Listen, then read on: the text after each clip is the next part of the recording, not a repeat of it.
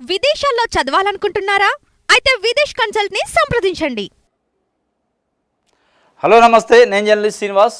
ఈరోజు న్యూస్ అనాలిసిస్లో ముందుగా ఈనాడు పేపర్లో వచ్చిన వార్తలు చూద్దాం. కల్తీ నెయ్యిపై దర్యాప్తునకు 5గురితో సిట్టు, ప్రత్యేక దర్యాప్తు బృందాన్ని ఏర్పాటు చేయండి. సిబిఐ, రాష్ట్ర ప్రభుత్వం నుంచి 2 పోలీసు అధికారులు, FSSAI నుంచి ఓ సీనియర్ అధికారి, సిబిఐ డైరెక్టర్ పర్యవేక్షణలో దర్యాప్తు కొనసాగించాలి సుప్రీంకోర్టు ఆదేశించింది. సుప్రీంకోర్టు నిర్ణయాన్ని స్వాగతిస్తున్నానని ముఖ్యమంత్రి చంద్రబాబు నాయుడు గారు చెప్పిండు. స్వాగతించకపోతే చేసేది ఏమీ లేదు, ఇక స్వాగతించాల్సిందే. ఇక ఒక రకంగా చంద్రబాబు నాయుడు గారికి తలంటి మొట్టికాయలేసి నువ్వు వేసిన చిట్టుని సాప కింద చుట్టూ ఆడబడి మేము వేస్తాను ఒక సిట్ అని చెప్పి ఒక రకంగా అట్లా చెప్పినట్టు అర్థం చేసుకోవాలి సుప్రీంకోర్టు జడ్జిమెంట్. 2 సిబిఐ అధికారులు, 2 రాష్ట్ర పోలీసు అధికారులు, ఒక ఫుడ్ సేఫ్టీకి సంబంధించిన ఢిల్లీ స్థాయిలో ఉండే అధికారి. ఈ 5గురితోని స్పెషల్ ఇన్వెస్టిగేషన్ టీం ఇది. మీరేసిన స్పెషల్ ఇన్వెస్టిగేషన్ టీం పోయింది. అది sit stand special investigation team కిందనే సుప్రీంకోర్టు పరిగణించింది. దీనికి ఈనాడు, ఆంధ్రజ్యోతి పేపర్ అయితే వక్ర భాష్యాలు రాసినాయట. చూద్దాం ఏందో. సిట్టు లేదు, బిట్టు లేదు, చంద్రబాబుకు దేవుడు అంటే భయం, భక్తి ఉంటే క్షమాపణ కోరాలి అని వైకాపా అధినేత జగన్ వ్యాఖ్యలు చేశారట. ఇది భగవంతుడితో సంబంధించింది కాబట్టి ఒకవేళ నమ్మకం ఉంటే ప్రమాణం చేయాలి, భగవంతుడి పైన క్షమాపణ చెప్పాలి అని చెప్తుండు. క్షమాపణ ఏం చెప్తున్నారు? ఆయన కావాలని ప్రచారం చేసింది. నన్ను సుప్రీంకోర్టు జడ్జిమెంట్లో కూడా స్పష్టంగా చెప్పింది, ఒక వాక్యం రాసింది అందులో. మీ పొలిటికల్ బ్యాటిల్ గ్రౌండ్ కోసం రాజకీయ ఆధిపత్యాల కోర్టును వాడుకోవద్దు. ఎందుకు అంటే చంద్రబాబు నాయుడు గారు 100 రోజుల పరిపాలన పూర్తయిన సందర్భంగా పెట్టిన మీటింగ్లో మాట్లాడాల్సింది ప్రజలకేం చేసినాం అనేది చెప్పకుండా తిరుమల తిరుపతి దేవస్థానం లడ్డూలో ఆవు కొవ్వు కలిసింది అని చెప్పిండు. అంటే ఒక పొలిటికల్ డ్రామాకి తెరలేపింది అక్కడే. ఎప్పుడైతే ముఖ్యమంత్రి స్థాయిలో ముఖ్యమంత్రి ఆ మాట మాట్లాడిండో దానికి పెద్ద ఎత్తున ప్రచారం అయింది. ఒక అపకీర్తి, అపచారం జరిగినట్టు ఒక తప్పుడు ప్రచారానికి నాంది పలికిండు ముఖ్యమంత్రి అనేది సుప్రీంకోర్టు కూడా ఇండైరెక్ట్గా చెప్పింది. ఇది పొలిటికల్ బ్యాటిల్ గ్రౌండ్కి వేదిక కాదు కోర్టులు, కాబట్టే మేము వేస్తున్నాం సిట్టు అని చెప్పి. అయినా కానీ ఇక ఒట్టొద్దు బిట్టొద్దు అని ఏం చెప్పినట్టు, సిట్టొద్దు బిట్టొద్దు అని జగన్ చెప్పినట్టు కింద తీర్పుపై జగన్ వక్ర భాషలు. సుబ్బారెడ్డికి అక్షంతలు వేస్తే రాష్ట్ర ప్రభుత్వాన్ని తప్పుపట్టిందని అసత్యాలు. సుబ్బారెడ్డి గట అక్షంతలు వేశారట, రాష్ట్ర ప్రభుత్వాన్ని తప్పుపట్టిందని ఇలా కనపడుతుందట. అంటే జగన్మోహన్ రెడ్డి అన్నట్టు ఇలా అంటున్నారు. సుబ్బారెడ్డికి అక్షంతలు వేసినట్టు తెలుగుదేశం పార్టీ నాయకులు కనపడుతుంది. సుబ్బారెడ్డికి వేయాలి అక్షంతలు, రాష్ట్ర ప్రభుత్వానికి చంద్రబాబు నాయుడు గారికి వేసింది. క్లియర్గా పాయింట్ 8లో ఉంది సుప్రీంకోర్టు జడ్జిమెంట్లో. పాయింట్ 8లో మీ పొలిటికల్ బ్యాటిల్ గ్రౌండ్కి ఇది వేదిక కాదు అని చెప్పి సుబ్బారెడ్డి తీసిండా కల్తీ జరిగిందని, జగన్మోహన్ రెడ్డి తీసిండా కల్తీ జరిగింది నెయ్యని గాయగాయ చేసిండా, గత్తర చేసిండా? చేసింది చంద్రబాబు నాయుడు గారు కాబట్టి ఆయనకి సూటిగా తగిలేటట్టు స్పష్టంగా చెప్పింది. మొన్న 30వ తారీఖు దాంట్లో కూడా ముప్పు తిప్పలు పెట్టి క్వశ్చన్లు ముబ్బడిగా గుక్క తిప్పుకోకుండా క్వశ్చన్లు అడిగింది సుప్రీంకోర్టు. ఏ రకంగా ఏ ఆధారాలతో మీరు ఇలా కల్తీ జరిగింది అని పదే చెప్పారు. ముఖ్యమంత్రి హోదాలో ఉండి కాన్స్టిట్యూషనల్ పోస్టులో ఉండి అని సమాధానం లేదు. మళ్ళీ ఇక్కడికి వచ్చేటానికి ఈనాడు సుబ్బారెడ్డికి అక్షంతలు వేసిందట. సుబ్బారెడ్డికి అక్షంతలు వేయడానికి ఆయన ప్రచారం చేయాలి, ఆయన బయటికి తీలే, ఆయన జస్ట్ కోర్టుకు పోయింది అంతే. మీరు ప్రచారం చేసింది ముఖ్యమంత్రి సంబంధించిన అధికార యంత్రాంగం, అధికారులు కూడా చేయలేదు, ఓన్లీ ముఖ్యమంత్రి గారే చేసిండు. ఈఓ గారు స్పష్టంగా మేము వాడలేదు అని చెప్పిండు. వాళ్ళు ఇచ్చిన ఎఫ్ఐఆర్లో కూడా ఎక్కడ వాడినట్టు చెప్పలే. కల్తీ జరిగింది, ల్యాబ్ రిపోర్ట్ అన్నారు. వాడారా లేదా అనేది కదా, కల్తీ జరగటానికి వాడితేనే కదా కల్తీ జరిగేది. లడ్డు కల్తీ జరిగింది అంటున్నారు. లడ్డు కల్తీ జరగాలంటే ఈ నెయ్యి వాడాలి. వాళ్ళు ఎఫ్ఐఆర్ కంప్లైంట్ ఇచ్చిన దాంట్లో కూడా ఆ మురళీకృష్ణ అనే ఆయన officer, procurement manager, Tirupati east police స్టేషన్లో ఇచ్చిండు 25 రోజు, సెప్టెంబర్ 25 రోజు. ఆయన దాంట్లో స్పష్టంగా రాసిండు కంప్లైంట్లోనే అడల్ట్రేషన్ జరిగింది అని మాకు ల్యాబ్ రిపోర్ట్లు వచ్చినాయి అన్నాడు. కానీ ఎక్కడ వాడిన ఉందాన్ని అని రాయలే. వాడి ఉంటే నిజంగానే చంద్రబాబు నాయుడు గారు చెప్పినట్టు కల్తీ నెయ్యిని లడ్డూలో వాడినం అని చెప్పిండు కదా, అది నిజంగానే వాడి ఉంటే వాళ్ళు ఇచ్చిన రిటర్న్ కంప్లైంట్లో రాయాలి కదా, రాయలేదు. సుప్రీంకోర్టులో చెప్పాలి కదా, చెప్పలేదు. కల్తీ జరిగిందని వాడలేదనే చెప్పారు సుప్రీంకోర్టులో కూడా. మరి ఇంత జరుగుతున్నాడు, ముఖ్యమంత్రి ఎట్లా వాడిండు అని అక్షంతలేసింది ముఖ్యమంత్రికి సుప్రీంకోర్టు ఒక రకంగా. ఇది ఇలా మొత్తానికైతే చంద్రబాబు నాయుడు గారికి ఇది ఒక గొడ్డలి పెట్టే. మీరు మాట్లాడిన మాటలు, మీరు వేసిన సిట్లు, మీరు చేస్తున్న ప్రచారాన్ని మొత్తాన్ని చాప కింద చుట్టి కింద పడేసింది సుప్రీంకోర్టు. ఫ్రెష్గా మళ్ళీ ఈ సిట్టు కూడా ఈ రాష్ట్ర ప్రభుత్వ పోలీసు యంత్రాంగంతో పనిచేయదు, డైరెక్షన్లో, సూపర్విజన్లో. సిబిఐ డైరెక్టర్ పర్యవేక్షణలో పనిచేస్తుంది. సిబిఐ డైరెక్టరే వాళ్ళని మానిటర్ చేస్తుంటాడు. ఎప్పటికప్పుడు ఆయనకే ఇవాళ ఇంటిమేషన్, ముఖ్యమంత్రికో హోంమంత్రికో ఇచ్చేది లేదు. దీంట్లో స్పష్టంగా చెప్పింది సుప్రీంకోర్టు. ఇది ప్రత్యేక బృందాన్ని ఏర్పాటు చేశారు. ఇక ఏం చెప్తున్నాడు, సుప్రీంకోర్టు నిర్ణయాన్ని స్వాగతిస్తున్నట్టు చంద్రబాబు నాయుడు గారు చెప్పాడు. స్వాగతించడం కాదు, చెవు బిండి స్వాగతింపజేస్తుంది. నువ్వు స్వాగతించేది సుప్రీంకోర్టు చెవు బిండి మెలేసి చెవు దీన్ని ఇంప్లిమెంట్ కూడా మీ పరిధిలో లేదు. ఇవాళ సిబిఐ డైరెక్టర్ చేతిలోకి పోయింది ఎంక్వైరీ. మీ బండారం ఏదో బయటపడిద్ది అనేది ఇలా అనుకుంటున్నారు అనేది వైఎస్ఆర్సీపీ చెప్తున్న పరిస్థితి. ఎందుకంటే చాలా స్పష్టంగా డాక్యుమెంటరీ ఎవిడెన్స్ ఉంది, ఎప్పుడు జరిగింది, ఏం జరిగింది. దీన్ని ఏదో ఒక రకంగా చంద్రబాబు నాయుడు గారు గడిచిన కమిటీ టీటీడీ బోర్డు మీదకో గడిచిన ముఖ్యమంత్రి మీదకో నెట్టాలనే ప్రయత్నం చేసింది. అది ఫెయిల్ అయింది. వాస్తవంగా ఫెయిల్ అవ్వబట్టి ఇక్కడ దాకా వచ్చింది. ఎక్కడ దాకా వచ్చిందంటే 100 రోజులు పూర్తయిన సందర్భంగా సెప్టెంబరు 18 నాడు ప్రకటన నుంచి ముఖ్యమంత్రి గారు 25వ తారీఖు ఎఫ్ఐఆర్ నుంచి 26వ తారీఖు సిట్ నుంచి డ్రామా ఒక్కొక్క స్టెప్పుగా డ్రామా వచ్చి సెప్టెంబర్ 30 నాడు సుప్రీంకోర్టుతో అక్షంతలు వేసుకునే కాడికి వచ్చి ఆ నుంచి నిన్న మీ సిట్టుని తీసి పక్కన పడేస్తాను, మేము వేస్తున్న సిట్లో 2 ఆఫీసర్లు పెట్టి నీ పాత్ర అంతవరకే, సిబిఐ డైరెక్టర్ దీన్ని మొత్తం మానిటర్ చేస్తారు, నీ పైన నమ్మకం లేదు అనే పరిస్థితికి వచ్చింది. ఇలా దీనికి సంబంధించి అందుకే ఈ అక్షంతలు ఎవరికి వేశారు, అసలు ఏముంది ఎఫ్ఐఆర్లు అనేది మనం అసలు ఆ సుప్రీంకోర్టు జడ్జిమెంట్ ఉంది ఇప్పుడు మన దగ్గర. సుప్రీంకోర్టు నిన్న ఇచ్చిన జడ్జిమెంటు ప్లస్ ఎఫ్ఐఆర్ చూద్దాం. ఇది ఎఫ్ఐఆర్లో స్పష్టంగా ఎఫ్ఐఆర్ ఇప్పుడు 25/9/2024 470/2024 ఎఫ్ఐఆర్ 470/224 ఎఫ్ఐఆర్ నెంబర్. ఇది తిరుపతి ఈస్ట్ పోలీస్ స్టేషన్లో చేశారు కంప్లైంట్. ఇవన్నీ సెక్షన్స్. ఈ సెక్షన్స్లో ఆయన ఇచ్చిన కంప్లైంట్ కంటెంట్ ఉంటుంది. ఇక్కడ ఇది కంప్లైంట్ కంటెంట్ అంటారు. ఇది క్లియర్గా కంప్లైంట్ కంటెంట్లో స్పష్టంగా చెప్పిండు. ఏమని ఇక్కడ చూడండి.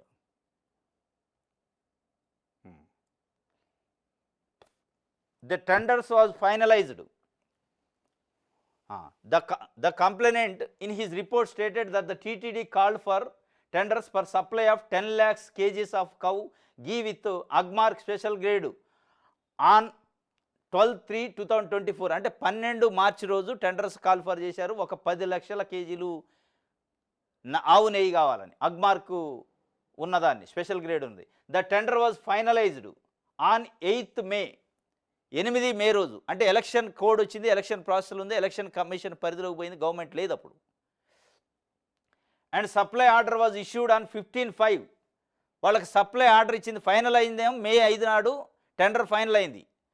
సప్లై ఆర్డర్ ఇవ్వాలి కదా, టెండర్ ఫైనల్ అయ్యాక ఇక నుంచి మీరు సప్లై చేసుకోవచ్చు అని 15 మే రోజు సప్లైకి ఆర్డర్ ఇచ్చారు. 15 మే రోజు సప్లై ఆర్డర్ ఇస్తే మెస్సెస్ ఏఆర్ డైరీకి ఫుడ్ ప్రైవేట్ లిమిటెడ్కి ఇస్తే అది ఎప్పుడు ఇచ్చింది? They supplied 4 tankers 12/6/2024. ఇక చూడండి ఎట్లా సింక్ అవుతుందో. వాళ్ళు సప్లై స్టార్ట్ చేసింది ఎప్పుడంటే 12 జూన్ నాడు. ముఖ్యమంత్రి గారు ప్రమాణ స్వీకారం చేసింది ఏ రోజు? 12 జూన్ రోజే. ఇక ఆ రోజే అపచారానికి నాంది పలికింది ముఖ్యమంత్రి గారు అడుగు పెట్టడం. ఇక ఇది కథ స్టార్ట్ అయింది, ట్యాంకర్ రావడం. ఇక దీన్ని కప్పిపుచ్చడానికి ఈనాడు, ఆంధ్రజ్యోతి, తెలుగుదేశం పార్టీ గొట్టం మీడియాలు, తెలుగుదేశం పార్టీ నాయకులు లేదు జగన్ చేసిండు, లేదు జగన్ చేసిండు అంటే అసలు ఫైనలైజ్ అయింది 15/5/2024 నాడు సప్లై ఆర్డర్ ఇచ్చారు వాళ్ళకి. ఇక అప్పుడు జగన్మోహన్ రెడ్డి ముఖ్యమంత్రి లేడు, ఆపద్దరం ముఖ్యమంత్రి ఆయన.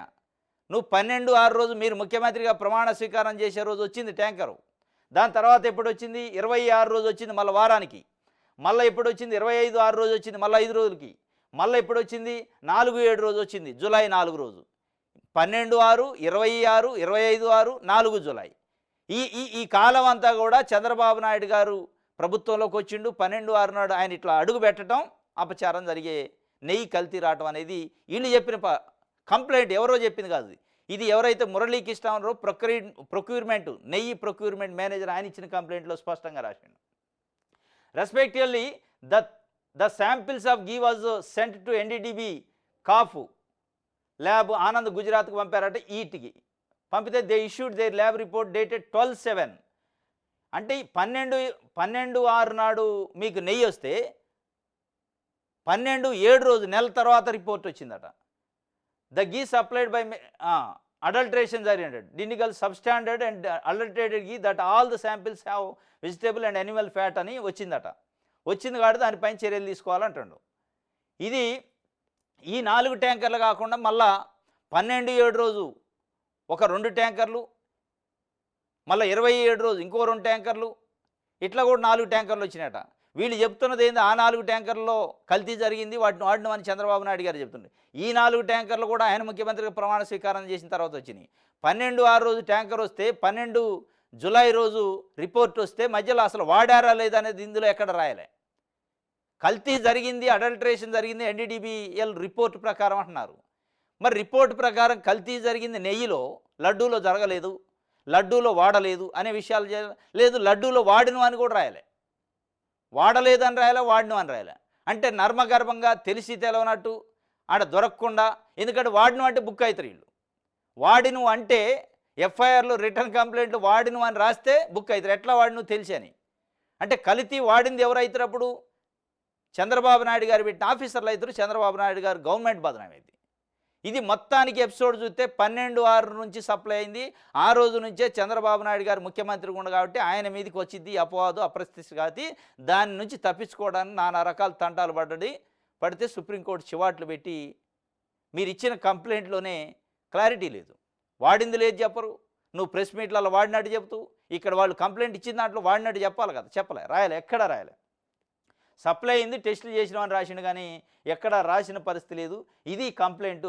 అయితే ఇంకోటి, నిన్న సుప్రీంకోర్టు జడ్జిమెంటు ఈనాడు పేపర్లో అద్భుతంగా రాసిండు, అక్షంతలేశారు వైవి సుబ్బారెడ్డికి అని. ఇంకోటి పబ్లిక్ ఇంట్రెస్ట్ లిటిగేషన్ కాదు ఇది. ఇగో ఇట్లా ఈనాడు అసత్య వార్తలు ఎట్లా ఉంటాయి అనేది చెప్పడం కోసం నేను, ఎందుకంటే ఒక రెప్యుటేషన్ ఉన్న పత్రిక అట్లాంటి అబద్ధాలు రాస్తే ఇక మీరు నిజాలు రాసినా నమ్మే పరిస్థితి ఉండదు. రిట్ పిటిషన్ ఇది, ఆయన పబ్లిక్ ఇంట్రెస్ట్ లిటిగేషన్ అండు. లేదు ఇంకోటి వైవి సుబ్బారెడ్డికి అక్షంతలు వేశారా అని రాసిండు.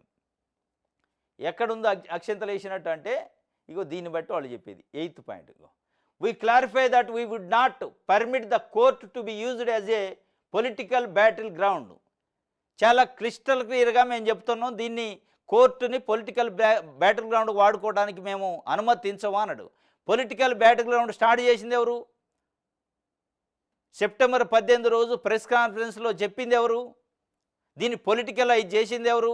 ముఖ్యమంత్రి చంద్రబాబు నాయుడు గారు. ఆవు కొవ్వుని నెయ్యిలో కలిపి కల్తీ చేశారు ప్రసాదాన్ని జగన్మోహన్ రెడ్డి పరిపాలన కాలంలో అని ఒక రాజకీయ ప్రకటన చేసిండు ఆయన. అక్కడ స్టార్ట్ అయింది, దాని నుంచే స్టార్ట్ అయింది. ఎవరు దాని మీద పొలిటికల్ లేదు, ఈయన స్టార్ట్ చేసింది కాబట్టి ఈయనకు సూటిగా ఈయనకు అక్షంతలు వేసింది. కానీ దీన్ని ఇంత క్లియర్గా వర్డ్స్ ఉంటే ఈనాడు పత్రిక లేదు వైవి సుబ్బారెడ్డికి అక్షంతలు వేసిందని రాశారు. ఇది ఇంకా క్లియర్గా ఇచ్చారు. An FIR has been registered alleging there that the ghee received in 2 tankers supplied on 6 July 2024 and 2 tankers supplied on 12 July by the same supplier found to be adulterated. ఈ 6-7 రోజు 12-7 రోజు వచ్చిన 2 ట్యాంకర్లు 4 ట్యాంకర్లు కూడా అడల్ట్రేషన్ అయినాయి అంటుండు. అడల్ట్రేషన్ అయినాయి కానీ మరి దాన్ని కల్తీ అంటే నెయ్యిలో కల్తీ జరిగిందని దాన్ని వాడారా అనేది చెప్పట్లేదు. కానీ ముఖ్యమంత్రి గారు బల్ల గుద్ది వాడిను అని చెప్తుండు. టీటీడీ యంత్రాంగం ఎక్కడ వాడినట్టు చెప్పట్లే, సుప్రీంకోర్టు చెప్పలేదు, ఎఫ్ఐఆర్లో రాయలేదు,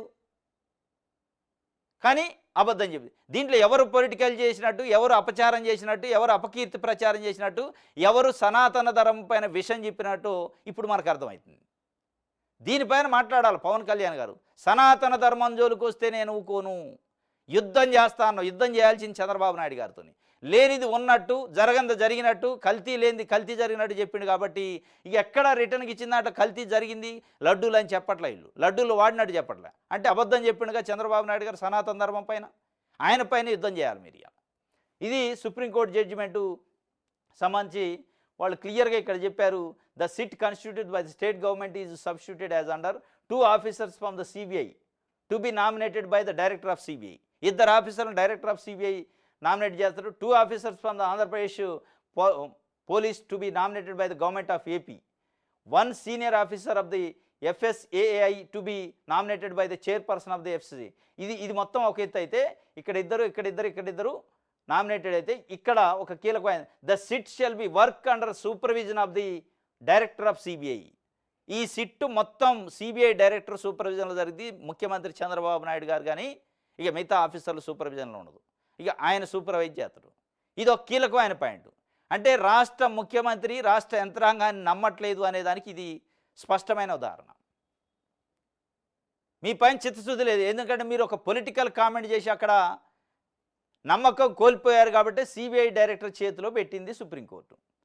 ఇది చాలదా అక్షంతలు వేసినట్టు? ఇది ఒక వార్త. నెక్స్ట్ సాక్షి పేపర్ చూద్దాం.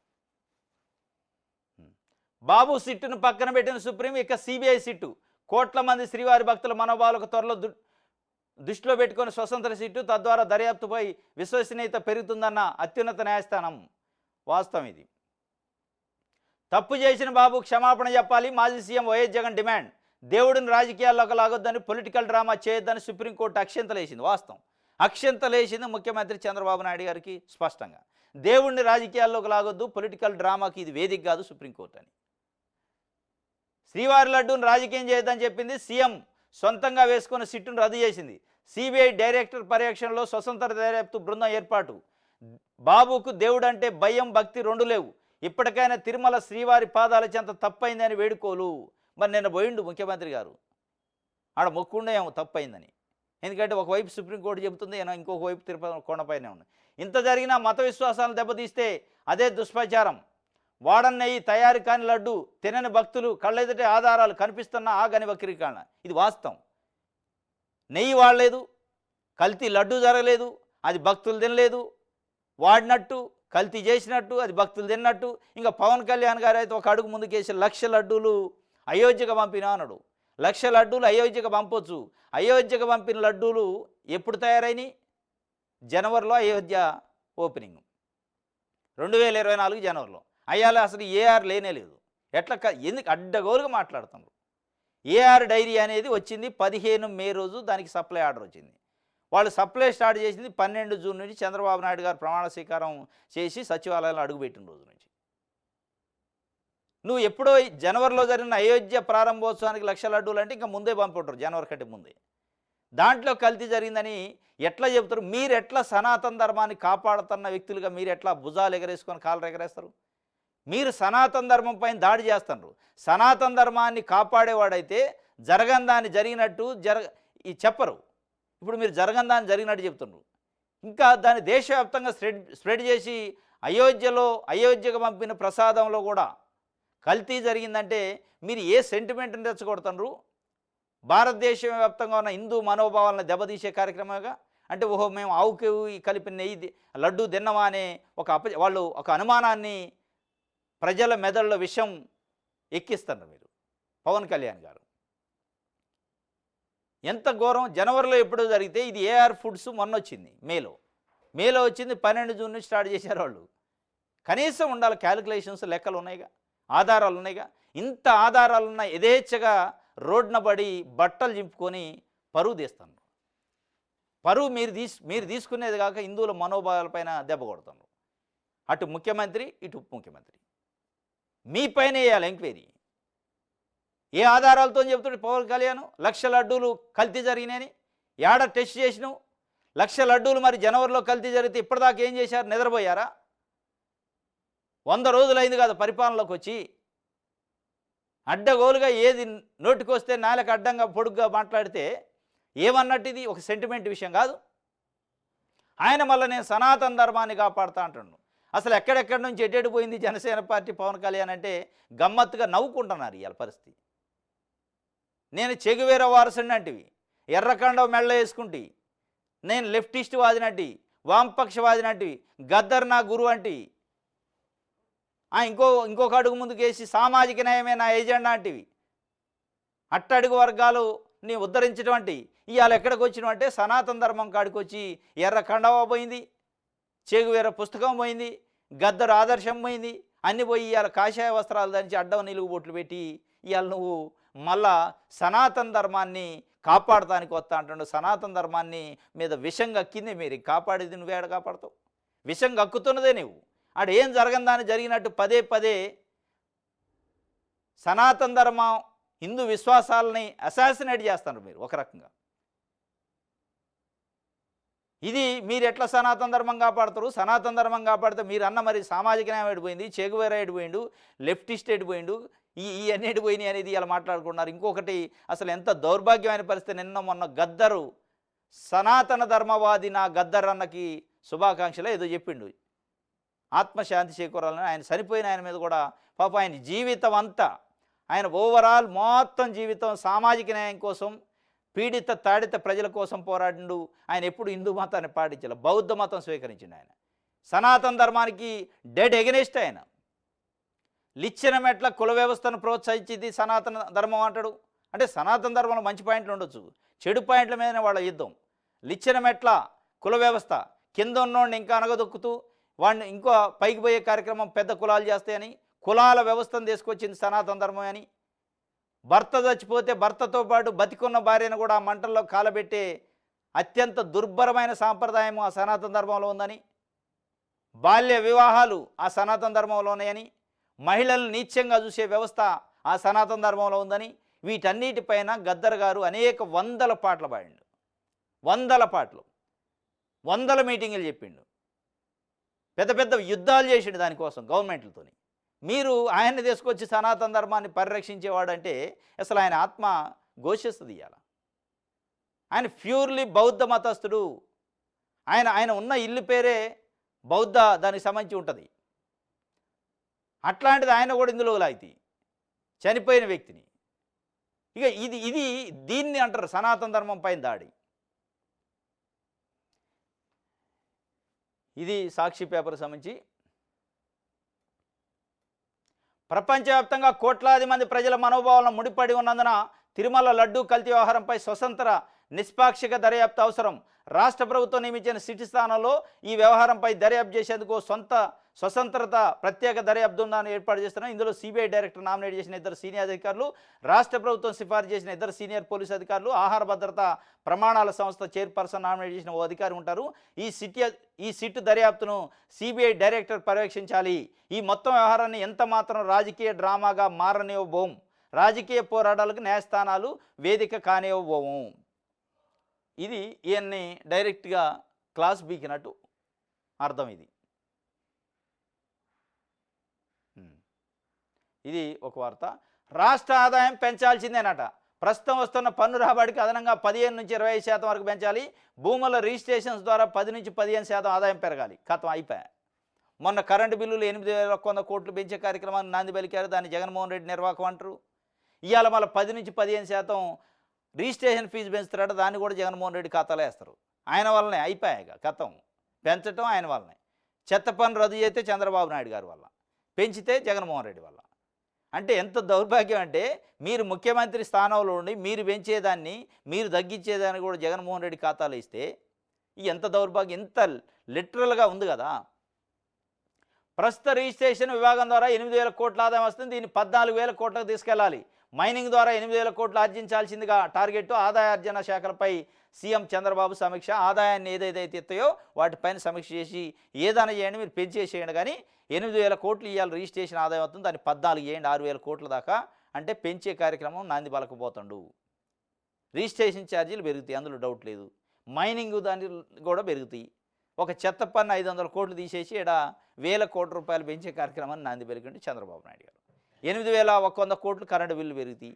వీటన్నిటిని ఏం చేద్దంటే గుంపు కొత్తగా ఆంధ్రజ్యోతి, ఈనాడు పత్రిక, కొన్ని తెలుగుదేశం పార్టీ గొంట మీడియా ఛానల్స్ చంద్రబాబు నాయుడే జగన్మోహన్ రెడ్డి నిర్వాహకం వల్ల ఇవాళ పెంచాల్సి వచ్చింది మేము అంటారు. మరి ఆయన నిర్వాహకం వల్ల పెంచాల్సి వస్తే తగ్గించాలి కదా. ఆయన నిర్వాహకాన్ని మీరు ఏం చేయాలి, నష్ట నివారణ చేయాలి కదా. చేయరు. చెత్త పన్ను మట్టికి ఆయన వేస్తే మేము రద్దు చేసినాం అంటాడు. మిగతాయి ఆయన వేస్తే రద్దు చేయరు.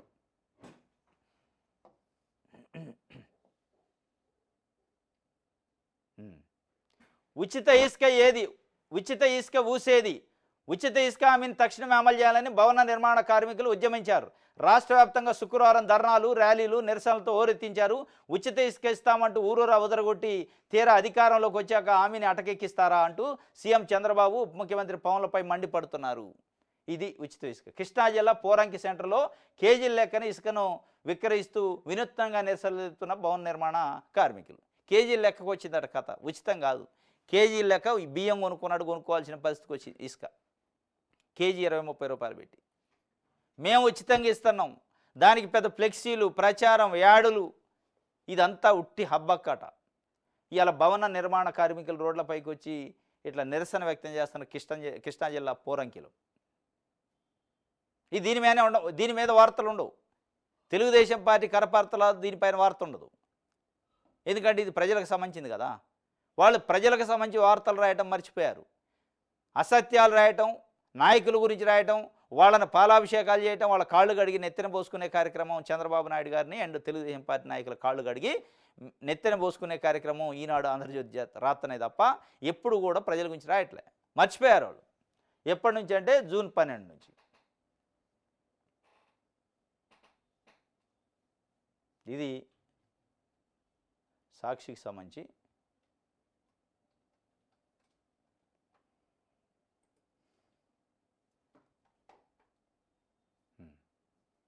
రైట్.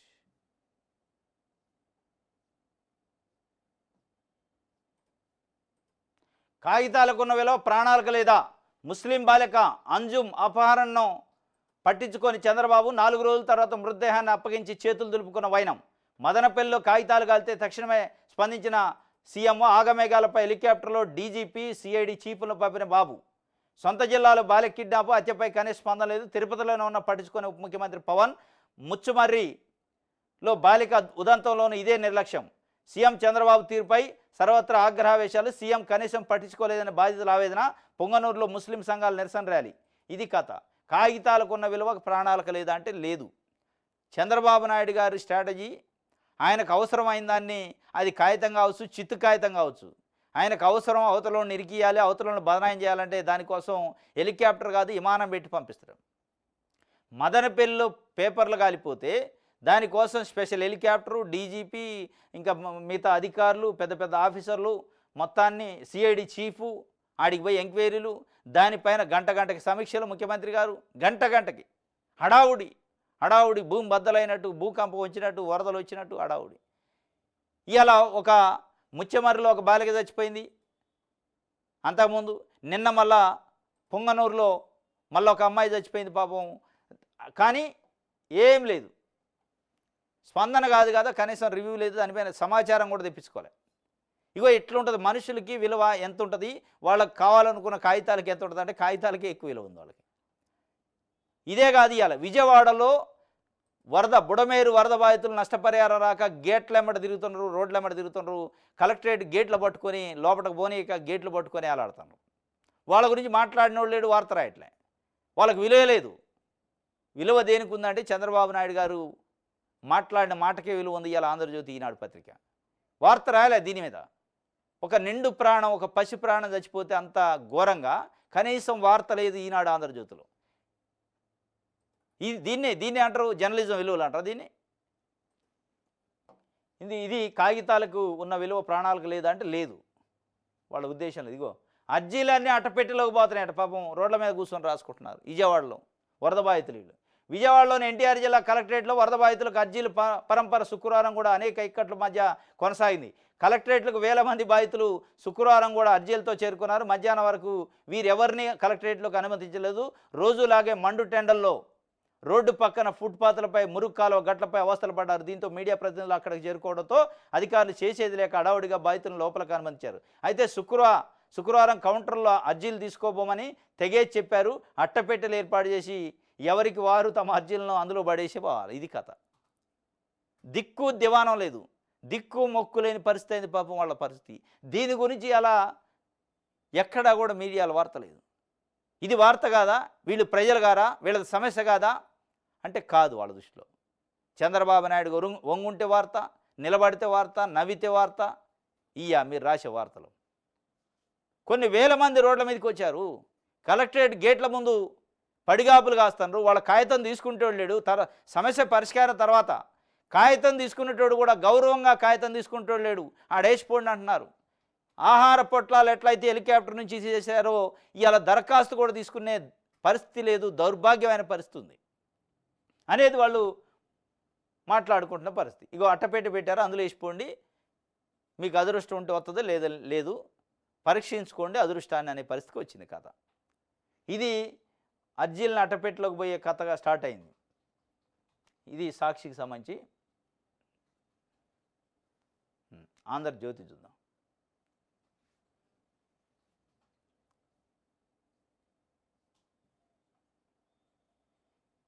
అడ్డంగా దొరికిపోయిన కల్తీ కేటుగాళ్ళు. తిరుమల కల్తీనే సరఫరా నిజం. ఎస్ నిజం. అడ్డంగా దొరికారు. చంద్రబాబు నాయుడు గారికి అక్షింతలేసింది. అడ్డంగా దొరికిండు కాబట్టి అనేది ఇలా బయట మాట్లాడుకున్నా. అడ్డంగా చంద్రబాబు నాయుడు గారు దొరికిండు. 12/6 రోజు ఆయన ప్రమాణ స్వీకారం చేసిన రోజే నెయ్యి ట్యాంకర్లు రావడం స్టార్ట్ అయింది ఏఆర్ డైరీ నుంచి. కాబట్టి అడ్డంగా దొరికింది ఎవరు ఇప్పుడు? కల్తీ కేటుగాళ్ళు అంటే ఎవరు ఇప్పుడు? అంటే చంద్రబాబు నాయుడు గారు, ఆయన ప్రభుత్వం, ఆయన అధికారులు అన్నట్టే స్పష్టంగా అర్థమైతే. ఆంధ్రజ్యోతి రాసింది పాపం, త్యాగం చేసి రాసింది, కేటుగాళ్ళు దొరికారు చంద్రబాబు నాయుడు గారు ప్రభుత్వం అని. ఆ కేటుగాళ్ళు ఎవరో కాదు, 12/6 తర్వాత ఉన్న అధికారులే. వాడిని అంటున్నా కానీ వాడినట్టు పాపం కంప్లైంట్లో రాయాలి ఆ కేటుగాళ్ళు. వాళ్ళు ఇచ్చిన కంప్లైంట్లు ఎక్కడా కూడా మేము నెయ్యి కల్తీ అయితే జరిగింది కానీ వాడిని అని రాయాలి. కానీ వాడారని ఒక వర్డు యాడ్ చేసి అలా రాజకీయ రాద్ధాంతం రచ్చరచ్చ చేసిండు చంద్రబాబు నాయుడు గారు. అందుకే కేటుగాళ్ళు అని పెట్టిండు ఆంధ్రజ్యోతి పత్రిక.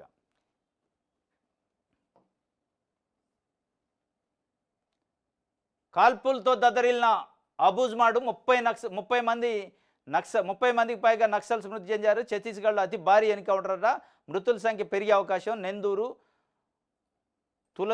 తులతిలి అడవుల్లో మావోయిస్టుల సమావేశమైనట్లు ఇంటెలిజెన్స్ సమాచారం. అంగంలోకి డిఆర్జీ, ఎస్టీఎఫ్, ఐటీబీపీ, బీఎస్ఎఫ్ మొత్తం 1200 మందితో భారీ ఆపరేషన్ ఇంకా కొనసాగుతున్న కూంబింగ్. ఇటీవల వరకు వరుస ఎన్కౌంటర్లు 185 మంది మృతి చెందారు. నిన్న 36 మంది అట. 30 మంది. అతి పెద్ద ఎన్కౌంటర్ అట ఈ మధ్యకాలంలో ఛత్తీస్గఢ్లో జరిగింది. ఇది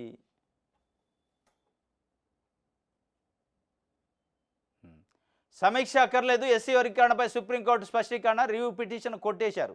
ఎస్సీ వర్గీకరణకు ఆమోదం తెలుపు ఇచ్చిన తీర్పును సమీక్షించాలంటూ దాఖలు చేసిన పిటిషన్లను సుప్రీంకోర్టు కొట్టేసింది. ఇది ఒక బిగ్ అప్డేట్. షెడ్యూల్ కులాల వర్గీకరణ చేసుకోవచ్చని ఆ అధికారం రాష్ట్రాలకు ఉందంటూ అత్యున్నత న్యాయస్థానం ఆగస్టు 1 తీర్పు ఇచ్చిన సంగతి తెలిసిందే. ప్రధాన న్యాయమూర్తి జస్టిస్ డివై చంద్రచూడ్ నేతృత్వంలోని 7 సభ్యుల ధర్మాసనం 6-1 మెజార్టీతో ఇచ్చిన తీర్పును సమీక్షించాలంటూ పలు పిటిషన్లు దాఖలయ్యాయి. వాటిని విచారించిన సిజేఐ జస్టిస్ డివై చంద్రచూడ్ న్యాయమూర్తులు బిఆర్ గవాయ్, విక్రమ్నాథ్, బేలా త్రివేది, పంకజ్ మిత్తల్, మనోజ్ మిశ్రా, సతీష్ చంద్ర శర్మతో వీళ్ళందరూ ఆయన ఉన్నారు. ఆ వర్గీకరణకి ఫేవర్గా ఇచ్చిన జడ్జిమెంట్లో వీళ్ళు ఉన్నారు జడ్జిలు. ధర్మాసనం తీర్పును సమీక్షించాల్సిన అవసరం లేదని స్పష్టం చేసింది. పిటిషన్లు అన్నింటినీ పరిశీలించాం. ఎస్సీ వర్గీకరణపై ఇచ్చిన తీర్పును పరిశీలించాల్సిన అవసరం కనిపించలేదు. పిటిషన్లను కొట్టేస్తున్నామని 7 సభ్యుల ధర్మాసనం చెప్పింది. ఇది మాల మహానాడుకు సంబంధించి కొంతమంది కొన్ని వేరే కులాలకు సంబంధించి వ్యక్తులు పోయారు. వర్గీకరణ చేయొద్దు, దాన్ని రివ్యూ చేయండి, మీరు ఇచ్చిన జడ్జిమెంట్ అంటే రివ్యూ చేసే అవసరం లేదని పిటిషన్ అయితే కొట్టేశారు. ఇది ఒక రకంగా ఎంఆర్పిఎస్ ఏదైతే పోరాటం చేసిందో దానికి ఇంకో బలం చేకూరింది. ఆగస్టు 1 నాడు వచ్చిన తీర్పు ఒక బలం అయితే నిన్న కొట్టేసిన పిటిషన్లు కొట్టేయడం కూడా ఒక రకంగా బలం అన్నట్టే. ఇది ఆంధ్రజ్యోతికి సంబంధించి. దిశ పేపర్ చూద్దాం. ఆదాయం పెరగాలి, మార్గాలను అన్వేషించండి. ఎవరి ఆదాయం? ప్రజలదా, రాష్ట్ర ప్రభుత్వాందా, లేకపోతే పెట్టుబడిదారులు, హెరిటేజ్ లాంటి సంస్థలదా అనేది ఇప్పుడు ప్రశ్న, ప్రజల్లో చర్చ. ఆదాయం పెరగాలి, మార్గాలను అన్వేషించండి. ఒకవేళ ప్రజలదైతే మీరు చేయరు. ప్రజల ఆదాయం పెరిగేటట్టు చేసే పరిస్థితి కావట్లా. పరిస్థితి ఉంటే తల్లికి వందనం పడేది, రైతు భరోసా పడేది, ఆటో కార్మికులకి వాళ్ళ డబ్బులు పడేవి, అవి మర్చిపోయారు. ఇక ప్రభుత్వాన్ని పెరగాలంటే ఏం చేయాలి? కరెంటు బిల్లులు పెంచాలి, రిజిస్ట్రేషన్ ఛార్జీలు పెంచాలి, వాటర్ ట్యాక్సులు పెంచాలి, హౌస్ ట్యాక్సులు పెంచాలి. ఈ కార్యక్రమం స్టార్ట్ కాబోతుంది. మొన్న కరెంటు బిల్లులకు సంబంధించి లీక్ ఇచ్చారు. 8,100 కోట్ల రూపాయలు పెంచబోతున్నాం. దీనికి కారణం జగనే అని ముద్రేశారు. అది నమ్మాలి మనం. ఇవాళ మళ్ళీ స్టాంప్స్ అండ్ రిజిస్ట్రేషన్ డిపార్ట్మెంట్ 10 నుంచి 15% పెంచాలి, ఇప్పుడు 8,000 కోట్లు ఆదాయం వస్తుంది, దాన్ని 14,000 కోట్లు చేయండి, ఒక 6,000 కోట్లు సంపాదించి పెట్టండి అని ముఖ్యమంత్రి గారు చెప్పిండు. మొత్తానికి పెంచే కార్యక్రమం స్టార్ట్ అయింది. ఆదాయం పెరగాలంటే పెంచడమే కారణం, ఇక పెంచడం ఒకటే మార్గం. ఈ పెంచేదాన్ని జగన్మోహన్ రెడ్డి ఖాతాలో ఎత్తారు. ఏంది రీజన్ అంటే పెంచిన దానికి రీజను అగో జగన్మోహన్ రెడ్డి అప్పుడు పరిపాలన చేసిన ఆయన అని చెప్పి చెప్తారు. దాన్ని జనం నమ్మాలి, మిమ్మల్ని దగ్గర తీయాలి.